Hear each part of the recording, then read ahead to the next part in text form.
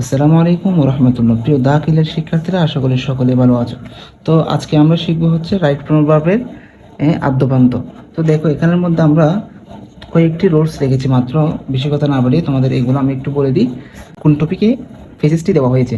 তো আমরা যদি সেখানে দেখি, ওই বাক্যটা যদি দেখি যে চিরন্তর সত্য কিংবা প্রবাদ যদি এরকম হয়, এরপরে বা এর মধ্যে যে বার্বটি তোমাকে বসাতে হবে সেটি কোনটাকে তুমি বসাবা? তুমি বসাবা হচ্ছে বি ওয়ান। ভাইয়া কি বসাবা? বি ওয়ান, অর্থাৎ ভার্বের প্রেজেন্ট ফর্ম। ওকে, অর্থাৎ প্রেজেন্ট ফর্মের মধ্যে তুমি এস বাই এস যুক্ত করতে হবে। কখন করতে হবে? যখন তোমার সাবজেক্টটা যখন থার্ড পার্সন কি হবে, সিঙ্গুলার হবে। থার্ড পার্সন সিঙ্গুলার হবে তখন এস বাই এস যুক্ত করতে হবে তোমাকে, ঠিক আছে? অন্যথায় তোমাকে হচ্ছে কি প্রেজেন্ট ফর্ম বসাতে হবে। এরপর আসো, এরপর হচ্ছে যদি প্রিপোজিশন থাকে, যদি প্রিপোজিশন পরে কি হয়, ড্যাশ থাকে, এরপর যদি তোমাকে ভার্ব বসাতে হয় তখন তুমি হচ্ছে ওই ভার্বের সাথে আইএনজি যুক্ত করতে হবে। কি করতে হবে? ভার্বের সাথে আইএনজি যুক্ত করতে হবে। এরপর আসো, এরপর হচ্ছে মডেল ভার্ব। মডেল ভার্বের পর কি করতে হবে? মডেল ভার্বের পর তোমাকে অবশ্যই ভার্বের বেস ফর্ম আনতে হবে। কি আনতে হবে? ভার্বের বেস ফর্ম মানে মূল ভার্বটা, মেইন ভার্বটা আনতে হবে। এরপর আসো অতীত গল্প। যদি তোমাকে ওই ফেজেসের মধ্যে কিংবা বাক্যের মধ্যে অতীতের কোনো কথা বলা হচ্ছে বা অতীতের কোনো গল্প বলা হচ্ছে, তাহলে তুমি মনে করো কিছু সিম্বল দেখতে পাবে তুমি, যেমন ওয়ান ডে থাকবে, ওয়ান্স থাকবে, অথবা 1971 বা কোনো একটা সাল থাকবে। ওই সময় তুমি কি করবে ভাইয়া? ওই সময় হচ্ছে তুমি ভিট ওয়ান বা অর্থাৎ ভার্বের ফার্স্ট ফর্ম আনবে। কি আনবে? ভার্বের ফার্স্ট ফর্ম আনবে। এরপর হচ্ছে অথবা, অথবা হচ্ছে তুমি ওয়াজ ওয়ার আনবে। কি আনবে? Was were. তোমাকে ওইটা বুঝে আনতে হবে। ওয়াজ ওয়ার এর সাথে বি থ্রি, এর সাথে কি হবে? V three. ওয়াজ ওয়ার সাথে কি হবে? V three. মানে হয় বি টু আনবে অথবা ওয়াজ ওয়ার সাথে বি থ্রি আনবে, যে কোনো একটা আনবে। চলো আমরা প্র্যাকটিসের মধ্যে চলে যাই। তাহলে এই যে এই প্রশ্নটা তোমাদের সামনে রাখলাম, এটা হচ্ছে তোমাদের বিগত বিগত দাখিল এক্সাম 2023, 20, 18, 17 চট্টগ্রাম বোর্ড নাকি কুমিল্লা বোর্ড, যেটাই হোক না কেন, 2015-তে এই প্রশ্নটি তোমাদের এসেছে। দেখো, এটা খুবই গুরুত্বপূর্ণ একটি প্রশ্ন, যেটা তোমাদের বারবার এসেছে।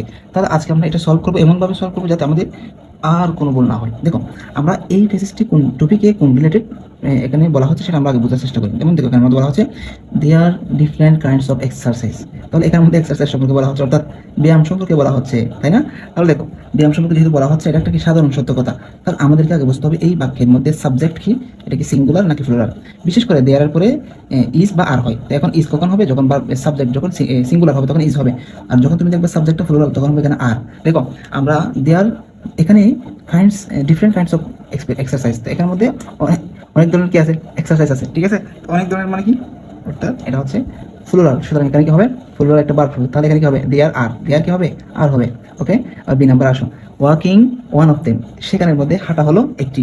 দেখো, বাক্যের মধ্যে যখন তুমি দেখবা, বাক্য শুরুতে যখন তুমি দেখবা কোনো সাবজেক্ট থাকে না, ওই সময় ভার্ব দিয়ে যদি বাক্যটা শুরু হয়, ভার্বের সাথে আইএনজি হবে। কি হবে? ভার্বের সাথে আইএনজি হবে। এবং এই বাক্যের মধ্যে এই ভার্বটা হচ্ছে কি, মূলত ভার্ব না, এটা মূলত সাবজেক্ট হয়ে গেছে। কি হয়ে গেছে? সাবজেক্ট হয়ে গেছে। এবং এটাকে বলে জিরান। এটাকে কি বলে? জিরান। অর্থাৎ এটা একটা গুণবাচক কিছু বোঝাবে। যেমন ওয়াকিং, ওয়াকিং মানে হাঁটা হচ্ছে তার মধ্যে অন্যতম। তাহলে ওয়াকিং এটা একটা অন্যতম। তাহলে একটি, একটি মানে ওয়ান অফ দেম মানে কি, তাদের মধ্যে অন্যতম। তাহলে ওয়াকিং ইজ। একটা কথা মনে রাখবা, যখন জিরান্ট হবে কি হবে? জিরান্ট হবে তখন জিরান্টের পরে সব সময় ভার্বের মানে তোমার সিঙ্গুলার ফর্ম বসবে। কি বসবে? Singular form. অর্থাৎ ওয়াকিং ইজ আর হবে না, কি হবে না? ইজ হবে। তো ভাইয়া তুমি আমাকে প্রশ্ন করতে পারো, এই যে আমাদেরকে এখানে কতগুলো ক্লু দেওয়া আছে বক্সের মধ্যে, এখানে তো ইজ নাই ভাইয়া। এখন আমি ইজটা কোথায় থেকে আনলাম, বা এখানের মধ্যে আর, আরটা কোথায় থেকে আনলাম? চলো তাহলে এটা তোমাদেরকে আমি বিস্তারিত একটু বলে। দেখো, আমাদের মধ্যে এই যে বি, বি, বি মানে হচ্ছে বিবার। বিবারের মধ্যে কি আছে? এম আছে, এম, ইজ বা আর, আর বা এটা যদি প্রেজেন্টের জন্য, আর যদি ফার্স্টের জন্য হয় ওয়াজ ওয়ার। কি হবে? ওয়াজ ওয়ার হবে। এখন দেখো, আমরা বলেছি তোমাদেরকে, যদি কি হয়, যদি চিরন্তর সত্য বা প্রবাদ হয়, ওকে, তখন হবে বি ওয়ান। তখন কি হবে? V one. এখন দেখো, বি ওয়ান হচ্ছে মানে অর্থাৎ কি হবে? প্রেজেন্টের ফর্ম হবে আর কি। এখন তুমি কি এখানে কি আনবা ভাইয়া? ইজ আনবা। তুমি কি আনবা? বি এর পরিবর্তে এখানে কি আনবা? বি মানে হচ্ছে বিবার। বিবার এখানে কি আনবা? তুমি তো দেখতেই পাচ্ছ ভাইয়া, বিবারের মধ্যে এমিজার আছে। এটা এগুলো হচ্ছে প্রেজেন্টের জন্য। তো আমরা তো দেখতে পাচ্ছি এটা একটা সাধারণ চিরন্তর বা সাধারণ কতগুলো কথা। তো এখানের মধ্যে কি আসবে? ইজ আসবে, আর আসবে না। যেহেতু এখানের মধ্যে ওই যে তোমাদেরকে বলেছি ওয়াকিং হচ্ছে কি জিরান। জিরানের পর সবসময় কি হয়? সিঙ্গুলার ফর্ম আসে বারবে। সুতরাং এখানে হবে ইজ হবে। ওকে, উই, এখানে বলা হচ্ছে we early in the morning, we dash in the early in the morning. অর্থাৎ আমরা হচ্ছে সকালে ঘুম থেকে কি, আমরা সকালে ঘুম থেকে কি বলতো? আমরা সকালে ঘুম থেকে উঠি। উঠি এখানে ইংরেজি কোথায় দেখো তো? এই যে রাইজ। তাহলে we rise early in the morning. আমরা সকালে কি, আমরা সকালে খুব সকালে বা খুব ভোরে ঘুম থেকে উঠি। ওকে, কিসের জন্য বলতো? ফর। আমরা কি শিখেছি বলতো? আমরা এই যে প্রিপোজিশন, আমরা প্রিপোজিশনের পরে ভার্বের সাথে কি হবে? আইএনজি হবে। তাহলে আমরা একটু বুঝে নিই আগে, ভার্ব কোনটা হবে বুঝে নিই। তাহলে আমরা সকালে কি জন্য উঠি ঘুম থেকে? আমরা সকালে উঠি হচ্ছে উপভোগ করার জন্য। প্রাতঃ ভ্রমণ উপভোগ করার জন্য, অর্থাৎ সকালে ঘুম থেকে উঠে যে হাঁটে ওইটা উপভোগ করার জন্য। কেমন? এই যে মর্নিং ওয়াক, সকালে ঘুম থেকে উঠে হাঁটা, এটাকে প্রাতঃ ভ্রমণ বলে। এটাকে উপভোগ করার জন্য, কি করার জন্য? উপভোগ করার জন্য। তাহলে ফলের পরে এনজয় তো হবে, এনজয়ের সাথে আইএনজি হবে। ওকে, কারণ এখানে এই যে প্রিপোজিশনের পরে সবসময় কি হবে? ভার্বের সাথে আইএনজি হবে, অর্থাৎ for enjoying a morning walk. Okay, বুঝতে পারছি তোমাদেরকে ভাইয়া? ওকে, এবার আসো, while dash in the morning, অর্থাৎ যখন আমরা সকালে হাঁটি। হোয়াইল যখন, ওকে, যখন আমরা সকালে হাঁটি। আচ্ছা, হোয়াইল যখন আসবে, হোয়াইলের পর যদি সরাসরি ভার্ব বসে, হোয়াইল যখন আসবে, হোয়াইলের পর যখন সরাসরি ভার্ব বসবে, তখন ভার্বের সাথে আইএনজি হবে। কি হবে? এটা একটা রুলস। তাহলে হোয়াইল আসলে এরপরে যদি ভার্ব আসে, ভার্বের সাথে কি হবে? আইএনজি হবে। তো তুমি যদি বলো ভাই এখানে ভার্ব কেমনে তুমি বুঝছো ভাইয়া? আমি জানি এখানে সবগুলো ভার্ব, এখানে সবগুলো কি ভাইয়া? সবগুলো হচ্ছে ভার্ব। তাহলে এখানে কি হবে? While walking in the morning, যখন আমরা হচ্ছে সকালে হাঁটি, ঠিক আছে, উই ক্যান ফ্রেশ এয়ার। তাহলে আমরা কি সকালের ওই নির্মল প্রাণবন্ত বাতাসের হাওয়াটা আমরা কি উপভোগ করি। তাহলে কি হবে? উই ক্যান এনজয়িং, কি হবে? We can enjoy. দেখো এখানে আমি এনজয় কেন বলেছি বলতো? আমরা রুলসের মধ্যে পড়েছি ভাইয়া। রুলসের মধ্যে আসো, মডেল বার মানে হচ্ছে ভাইয়া can, could, will, would, shall, should, may, might, এগুলো হচ্ছে মডেল বার। এগুলোর সাথে এগুলোর পরে কি হবে? বি ওয়ান বা বেস ফ্রম। ঠিক আছে, তাহলে দেখো ভাইয়া এখানের মধ্যে আমি কি বলেছি বলতো? এনজয় বলেছি। কেন বলেছি? কারণ এই ক্যান হচ্ছে মডেল বার পর কি বসবে? বি ওয়ান বসবে, মেইন বার বেস ফ্রম বসবে। তাহলে কি হবে? We can enjoy fresh air. আমরা ওই সকালের প্রাণবন্ত হাওয়াটি কি করি? উপভোগ করি। Okay, but in the towns and cities air is being dash in many ways. এখানে বিং দেখতে পাচ্ছ তুমি। তাহলে এই যে এয়ার ইজ বিং, এটা হচ্ছে একটা ফেসিভ। এই বাক্যটা কিসে আছে? ফেসিভে থাকলে আমাদের রোজ হচ্ছে ইজ এমিজার প্লাস বিং প্লাস কি? বি3। ওকে, বি3 কি হবে? বি3 হবে। সুতরাং দেখো এখানে কি হবে? এটা হবে বি3। এখন দেখো তুমি এখান থেকে কি বার বানাও, আগে তুমি অতটা বোঝার চেষ্টা করো। তাহলে এই যে শহরের, but in the towns and cities air is being, যে কোনো একটা বার বানাতে হবে অর্থের সাথে মিলিয়ে। অর্থাৎ শহরের মধ্যে বাতাসটা, ওই আবহাওয়াটা কি হয়? দূষিত হয়। তো দূষিত হয় এটা তোমাকে মনের মধ্যে আনতে হবে। ওই আমরা তো ফ্রেশ হাওয়া এটা তো পাই, ঠিক আছে, কিন্তু শহরের মধ্যে কিছু কিছু শহরের মধ্যে এটা কি পাই? ওই দূষিত হয়ে থাকে। তো মেইন ওয়েজ বিভিন্ন কারণে, বিভিন্ন ওয়েতে, বিভিন্ন পন্থায় হয়ে থাকে। এই যে দূষিত হওয়ার ইংরেজি কি বলতো?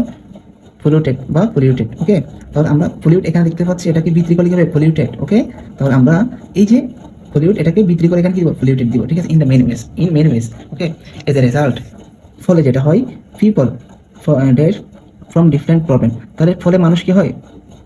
মানুষ বিভিন্ন সমস্যার সম্মুখীন হয়। আচ্ছা, এখানে সম্মুখীন হয় বা ভোগান্তির শিকার হয়, এটার ইংরেজি কি হবে বলতো? এখানের মধ্যে আমরা মূলত রাইস পেয়ে গেছি, বিভার দুটা লিখে ফেলেছি, এনজয় টু দিবার লিখেছি, ওয়াকিং লিখেছি, পলিউটেড লিখেছি।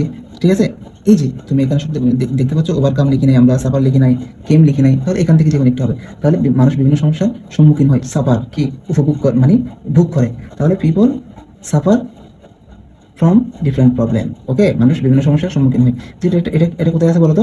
এটা হচ্ছে একটা সাধারণ সত্য কথা। তো সাধারণ সত্য কথা হলে কি হবে? বি ওয়ান হবে। কি হবে? বি ওয়ান, মানে সাধারণ সত্য কথা মানে কি? V one. Okay, people suffer from different problems. তাহলে মানুষ বিভিন্ন সমস্যার সম্মুখীন হয়। এখন দেখো, টু প্লাস বার মানে কি বলতো? ইনফিনিটিভ। টু প্লাস বার মানে কি?